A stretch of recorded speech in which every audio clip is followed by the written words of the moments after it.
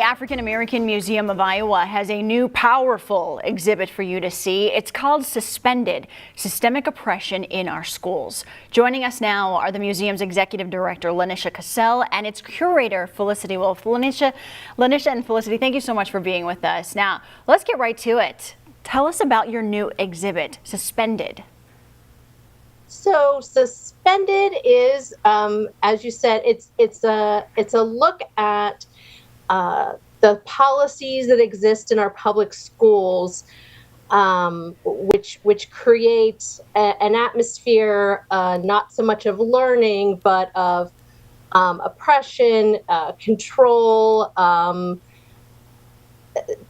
really greatly affects children of color. Statistically, Black children and other children of color just have a higher dropout rate, have a higher rate of suspensions, punishments. Often the punishments are more severe in schools than white children. There's a lot of subjective punishment that goes on. Just for simply using your cell phone, you could be suspended. And a lot of it has root in the laws that the country has, as far as the prison system goes, the war on drugs. A lot of those policies have actually come into the schools, and the like. And it's just kind of shedding a light on actually how much school policy is involved in what happens to these children. It's a real eye opener. How did you? It was for me. Sure. Yeah, how did you put this together? That is a lot to tackle, a lot going on there. And what was your approach to this? And why did you choose this topic for your new permanent exhibit? It is a lot to tackle, but I do it every year. My exhibits are always this, as in depth as I can get it to be in the space provided. And it's such a broad topic that I tried to narrow it down. Just you could talk about, there's so many things that come out of this idea, but just focusing on the schools and just giving someone an idea of that is only kind of one part of it. But we as a staff typically get together once a year and kind of just brainstorm ideas.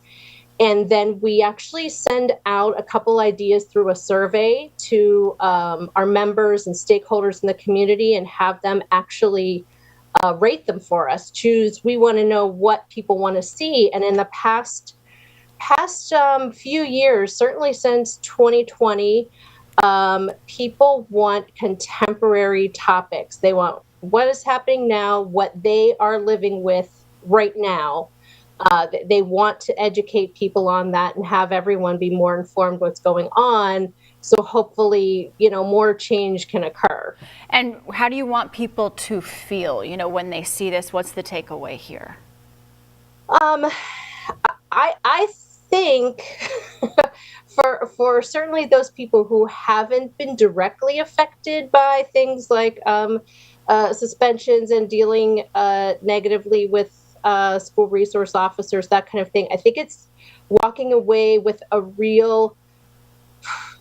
it's just very eye-opening that this stuff is occurring.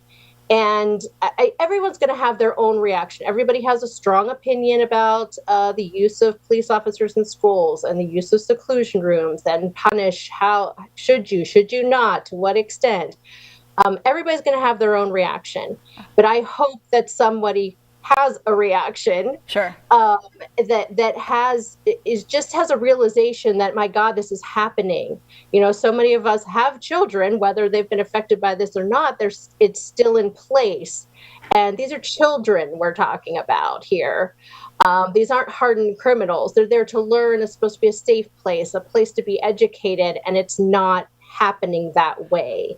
And I think when people really realize, my God, this is what's happening, you can have a lot of power. You can go to your school board. You can vote them in and out. You can talk to teachers and talk to administration and learn more about it and see how change can be made. We are out of time. I really would like to continue this conversation with you both.